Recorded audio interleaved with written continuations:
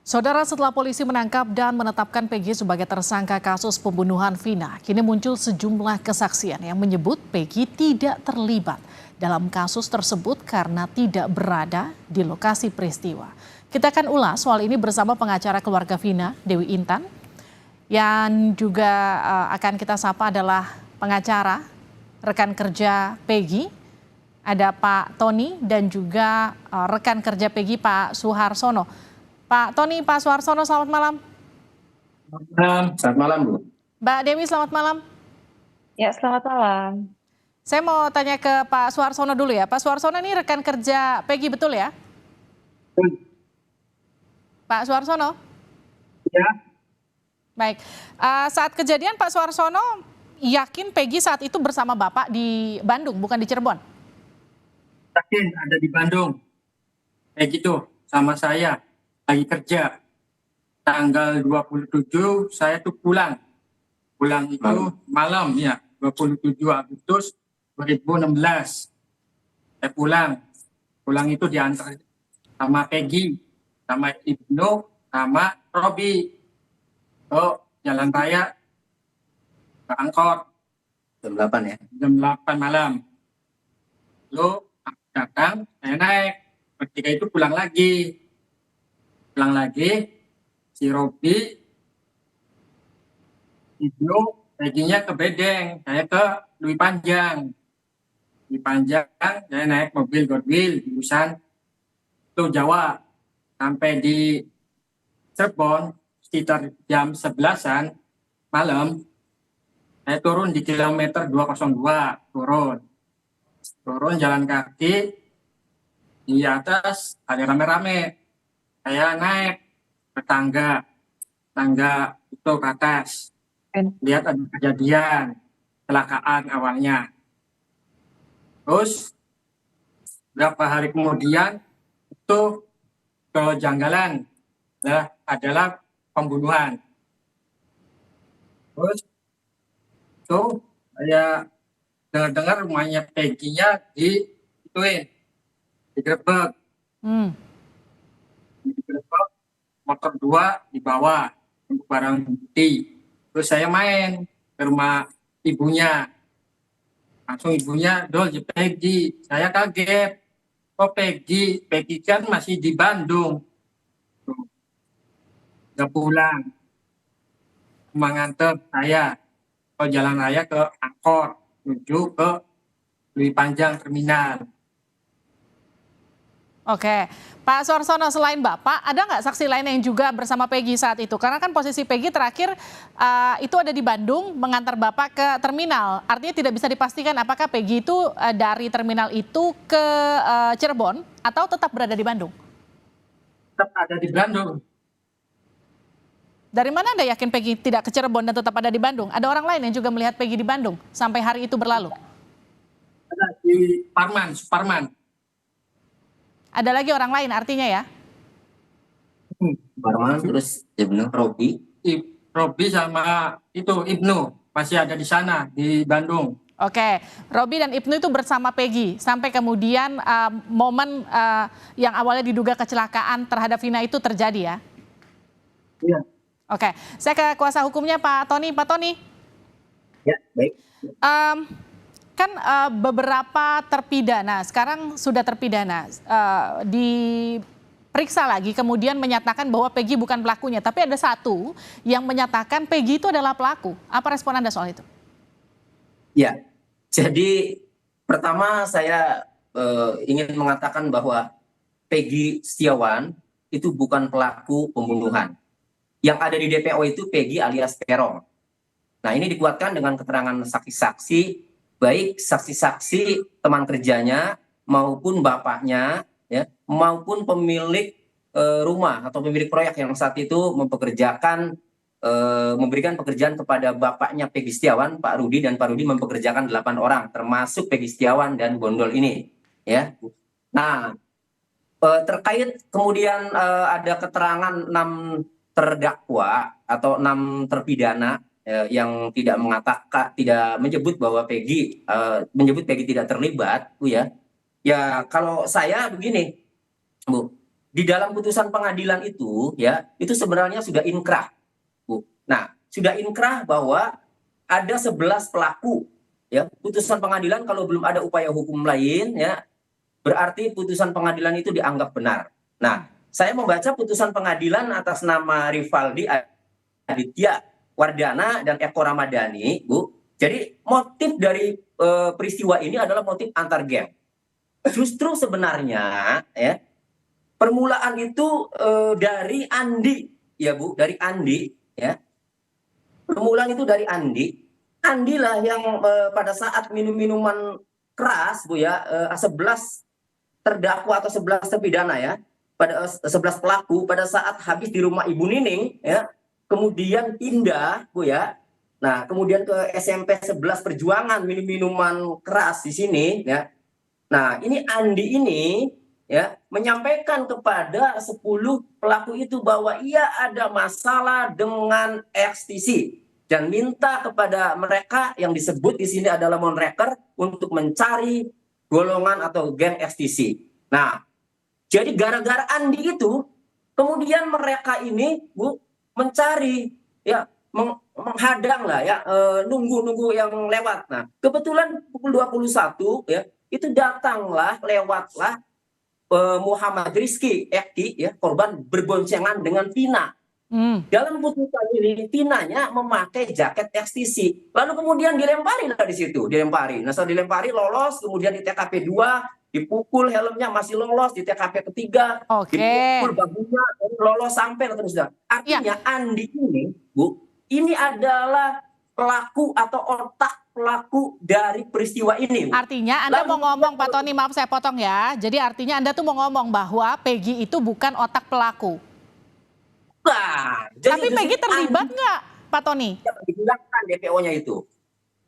Tapi Peggy klien Anda ini terlibat atau enggak? Ya, kembali di dalam putusan pengadilan, putusannya itu yang 3 itu Andi, Dani, dan Peggy alias Peron. Nah, kemudian dikeluarkan DPO. Peggy alias Peron itu ciri-cirinya, Bu, Polda masa Polda asal saja mengeluarkan DPO, tentu berdasarkan keterangan para pelaku dong. Oke, sekarang gini, Pak Tony, maaf saya potong. Yang saya tanyakan adalah klien Anda ini terlibat atau tidak? Ya, tidak. Tadi makanya dan saya Peggy mau yang, maaf saya potong lagi, yang Peggy yang dirilis oleh kepolisian itu bukan klien Anda? Peggy alias Peron, Bu. Jadi bukan Peggy Setiawan. Oke, itu poinnya. Peggy yang dirilis kepolisian itu bukan Peggy klien Anda dan bukan dia pelakunya, begitu ya? Saya ke saya ke Mbak Dewi, pengacara Vina. Mbak Dewi, selamat malam. Ya, malam. Mbak Dewi, bagaimana Anda melihat perkembangan kasus ini? Ya, dimulai dari penetapan tersangka PS ini ya.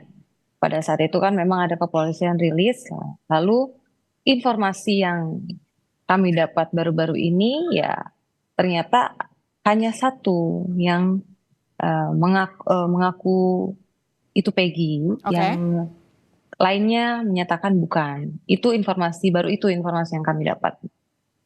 Gitu. Jadi ya sejauh ini ya kami mudah-mudahan pihak polisi mencermati lagi, menelaah lagi gitu. Kami pun juga tidak mau jangan sampai ada ya salah tangkap gitu loh. Seperti itu, Mbak. Mbak Dewi, ini kan yang tadi dikatakan kuasa hukum Peggy yang ditangkap, Peggy Setiawan, ini bukan Peggy DPO, bukan Peggy alias Peron yang selama ini dicari oleh pelaku. Apa respon kuasa hukum dan juga keluarga Vina soal itu?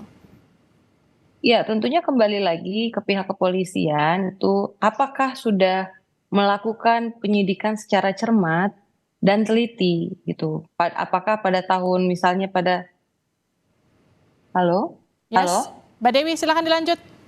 Ya, misalnya pada tahun tersebut adakah fotonya pada tahun 2016 gitu. Jadi ya mungkin kepercayaan masyarakat ya berkurang karena minimnya informasi dan bukti-bukti yang kepolisian berikan seperti itu. Misalnya hanya ijazah dan lain halnya gitu. Adakah yang menguatkan? Itu kan mudah sekali gitu loh. Pada saat itu apakah dilakukan tes DNA dan misalnya pada ditemukan mohon maaf sperma, itu sperma siapa, kan harusnya pada saat itu prosesnya melewati proses-proses tersebut gitu ya. Kita menilai apakah pada saat itu proses penyidikannya sudah benar atau belum gitu loh. Kembali lagi gitu. Mbak Dewi, Pak Hotman kan menyatakan dari 5 terpidana itu mengaku bukan Peggy pelakunya, hanya satu yang kemudian mengaku. Artinya pihak keluarga ini satu suara dengan Pak Hotman yang artinya juga ikut ragu kalau memang bukan Peggy pelakunya. Ya tentu pihak keluarga satu suara dengan ya, tim kuasa hukum gitu. Menanyakan sebenarnya dan meminta kepolisian lebih mendetail gitu, lebih memberikan informasi secara detail. Kalau memang benar Peggy ini apa bukti-buktinya gitu kan, jangan hanya misalnya mungkin sekarang dengan bukti-bukti yang ada masih belum cukup seperti itu. Mbak Dewi, soal DPO yang dihilangkan oleh kepolisian yang dinyatakan bahwa selama ini dianggap tersangka itu bicara asal bahwa ada tersangka, ada pelaku lain. Jadi artinya DPO selama ini yang dicari sebetulnya hanya 1 bukan 3. Iya, itu lebih lucu lagi sebenarnya ya. Bahwa tadi kan sudah pengacara dari Bapak sudah mengatakan ada juga putusan yang menyebutkan ada nama-nama tersebut. Ada 3 nama tersebut dari BAP sampai dengan putusan. Putusan itu kan bentuknya adalah produk hukum. Itu jelas mereka melakukan, motornya ada, masing-masing punya peranan. Jadi peranan itu tidak dilemparkan, Mbak, kepada 3 DPO. Baik. Mereka melakukan secara bersama-sama. Jadi ya kita itu tidak masuk di logika kita gitu loh. Mbak Jika Dewi, tiba-tiba artinya itu gini, dihilangkan. maaf saya potong, kalau ternyata memang betul bahwa seharusnya DPO itu ada 3 dan sekarang dianulir DPO itu menjadi 1, kita perlu ada BAP ulang. Ya mungkin perlu ada peninjauan kembali dalam kasus itu. Berarti kan pada saat itu bagaimana pertanggungjawaban atas kesaksian itu yang sudah inkrah, itu sudah ada semua dalam putusan, peranannya ada, nama-namanya jelas, apa dia melakukan apa sudah ada semua Mbak, lengkap di situ di putusan itu. 3 nama DPO itu dari BAP sampai dengan putusan itu semua nama selalu ada gitu loh. Jadi kita harus minta pertanggungjawaban kepada siapa gitu loh. Kalau itu sampai hilang. Baik. Kita akan dengarkan dulu pernyataan dari Hotman Paris soal 5 terpidana yang menyatakan bahwa bukan Peggy pelakunya. Kalau kami mengatakan bukti hukumnya belum begitu kuat untuk menyatakan Peggy ini sebagai tersangka DPO. Kenapa? Karena 5 dari terpidana yang sama-sama mengaku melakukan tidak membantah Peggy terlibat. Jadi 6 orang terpidana itu sudah di BAP dalam minggu-minggu ini. BAP baru ya. 5 mengatakan Peggy tidak terlibat. Hanya 1 yang mengatakan terlibat. Ya, itu dia. Korban maupun kuasa hukum menolak pernyataan dari penyidik Polda Jabar yang menyatakan bahwa 2 DPO tersebut adalah fiktif. Terlalu cepat untuk mengatakan itu. Oke, jadi dianggap terlalu cepat untuk menyatakan bahwa Peggy itu adalah pelakunya. Langkah selanjutnya Pak Tony, pra-peradilan kah? Mau kami tempuh Bu ya. Nah, cuma mau kami sampaikan dulu ya, ada update ini Bu. Jadi tim kuasa dari Peggy ini menghubungi Pak Rudi ya. Ini adalah bukti pembayaran gaji pada waktu tahun 2016 Bu. Ya, di sini ada tanggal 26 Agustus 2016 Bu.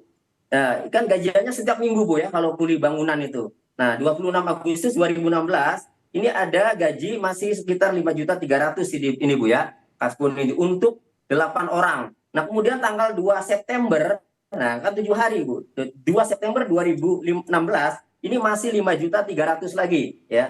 Nah, ini masih 8 orang karena memang bekerjanya itu 8 orang ya, Mas Bondol, termasuk Peggy Setiawan. Ini yang diberikan oleh bapaknya yang masih disimpan karena tim kami meminta kepada bapaknya itu bukti terkait pembayaran gajinya Peggy Setiawan. Itu Bu. Ini. Nah, kemudian langkah hukumnya ada 2 yang sebelum di persidangan. Pertama, kami mencoba ingin jelas Peggy Setiawan itu Peggy Peron atau bukan dan bagaimana penyidik mengatakan bahwa menentukan bahwa Peggy Setiawan itu adalah Peggy Peron. Nah, ini kami minta dibuka secepatnya. Kalau tidak, maka kami akan melakukan upaya untuk mengajukan gelar perkara khusus Baik. di Barreskrim Mabes Polri.